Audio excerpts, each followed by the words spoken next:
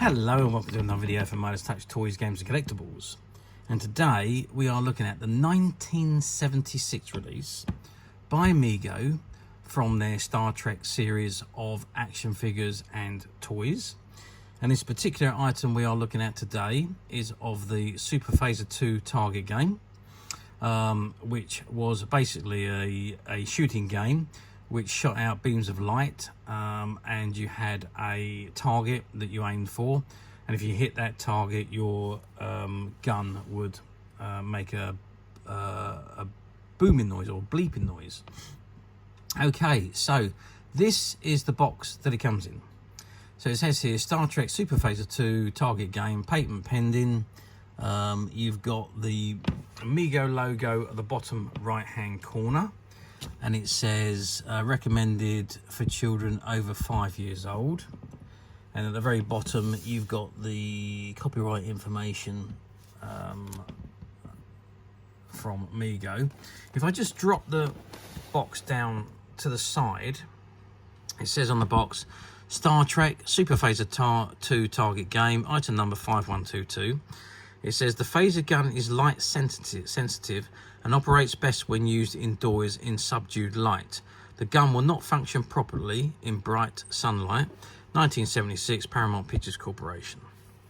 Okay, so that is the side, and if we go to the top, if we go to the side, it says manufactured exclusively for Mego Corp, New York, by Megatronics for Far East Corp, and Star Trek 1976 Paramount Pictures Corporation. Other items in their series, so you've got the Tribble, the tricorder, the USS Enterprise playset, the command communications console, the communicators, the phaser battle game, and the mission to Gamma 6. Now some of these I've never seen, so I've never actually had the phaser battle game, and I've never seen a Mego Tribble, but we have had stock of all the other items. Anyway, so that's that side of the box. If I turn it around the other side, there you can see images of the figures in the Mego series. And it says Star Trek 1976 Paramount Pictures Corporation, manufactured exclusively for Mego Corp, New York. And it says collect all of these 8-inch fully posable action figures. And you've got Lieutenant Uhura, Mr. Spock, Dr. McCoy Bones, Mr. Scotty, the Chiron, the Neptunian, the Keeper, the Gorn, Captain Kirk, and the Klingon. And if we just move the box to the back, this is what we've got on the back. So it says Star Trek Super Phaser 2 target game, 51222 is the part number, and it's got patent pending. So this obviously came out before they had the item copyright. It says includes Super Phaser 2 gun with sonic buzzer device, target reflector badge, which is this. It says aim, press the trigger, a powerful beam of light shoots out. Hit the target reflector badge on your friend and you will activate the sonic buzzer device. Batteries not included. Super Phaser 2 target game requires 2 AA batteries, one 1.5 volt battery. Sorry, let me read that again. Requires 2 AA size 1.5 volt batteries and 1 9 volt transistor type battery. Manufactured exclusively for Mego Corp, New York, by Megatronics Far East Corporation. Okay, so that is the box. Now what I'm going to do now is open the box, take it out, and let's have a good look at the item itself.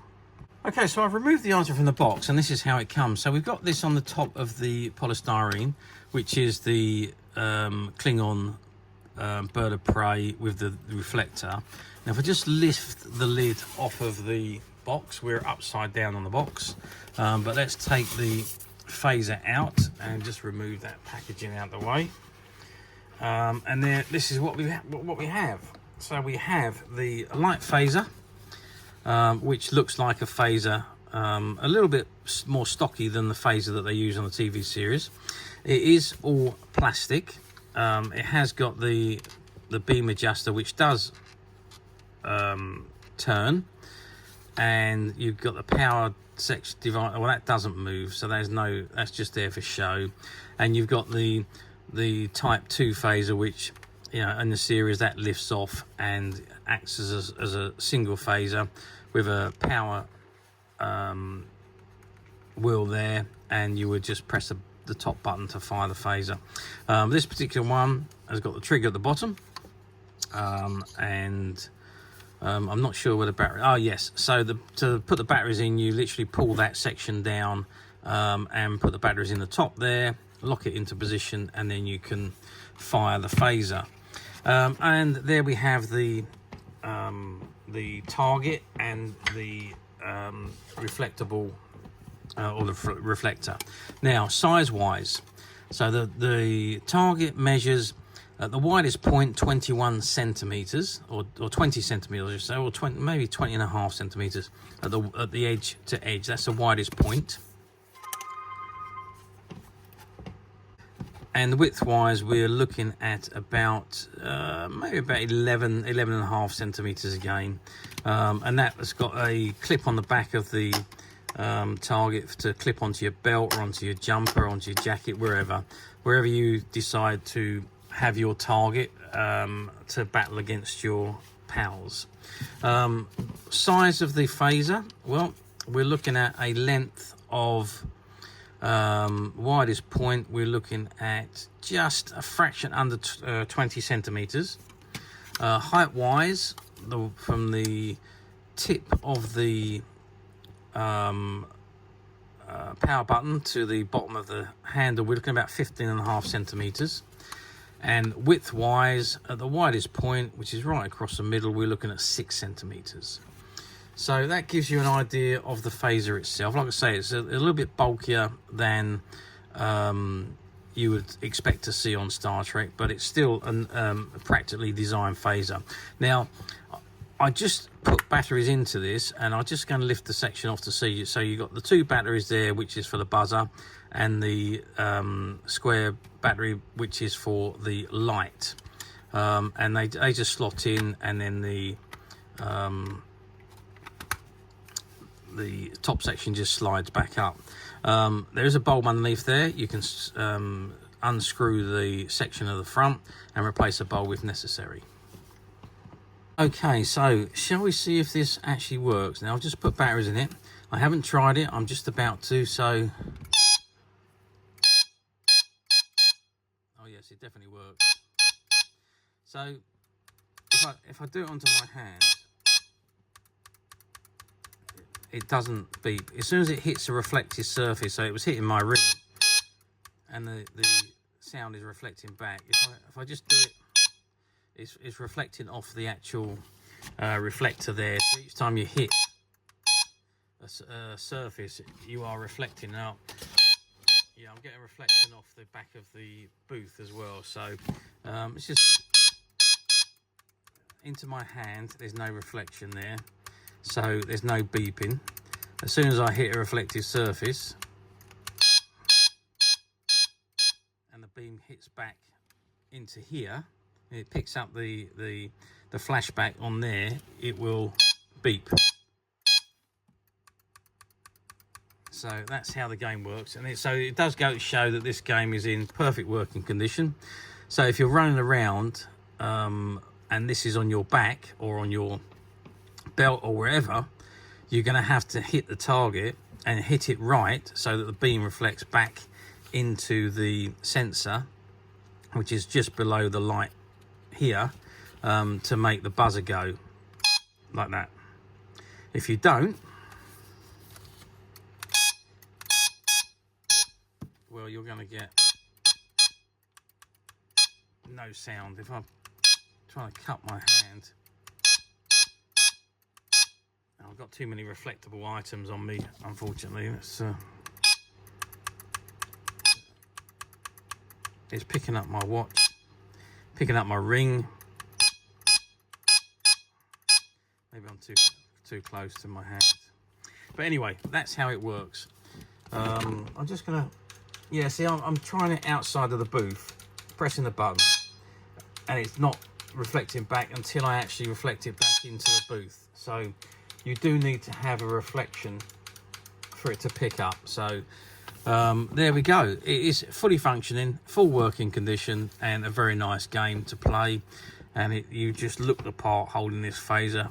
Just imagine yourself as Captain Kirk and you're shooting against the Klingon. Bang, you're done. Okay, how well did these do back in 1976? Well, Mego was a massive toy corporation back in the day, and their action figures really took off. They were the probably the granddaddy of the action figure, of the 8-inch action figure.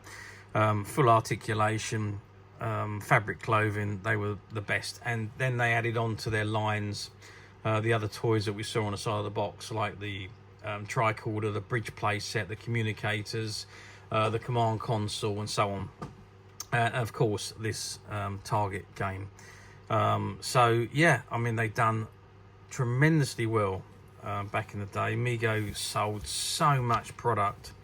It's only as the years went on and the Star Wars figures were released and Star Wars became the next big thing, that Mego seemed to just fall by the wayside, really. And they did eventually close down.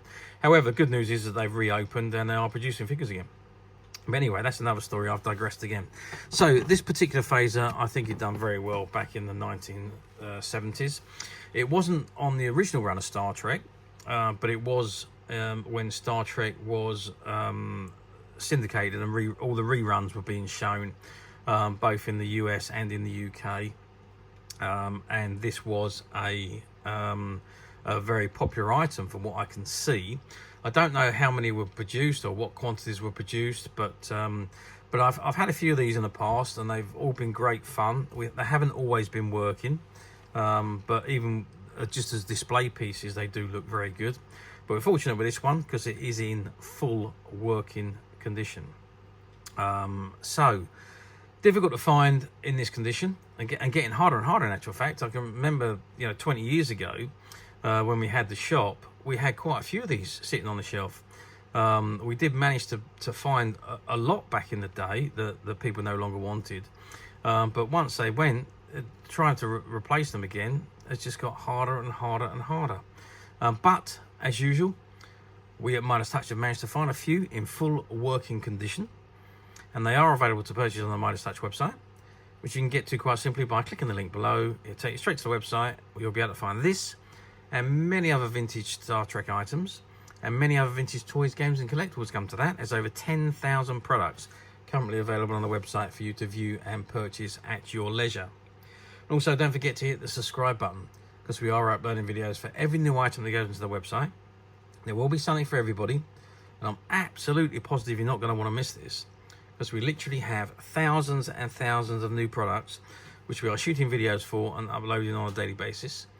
So if there is something in particular you are looking for, something oldie you've never been able to find, something quirky you might want to buy for a friend, or maybe just something from your childhood that you like to own again to help you recuperate those long lost childhood memories, well, stay tuned, keep watching, because you never know, the next item we upload could be that item you've been looking for. Okay, that is it for me on this particular item. I hope you've enjoyed this very short video. Thanks for watching, and we'll see you again soon.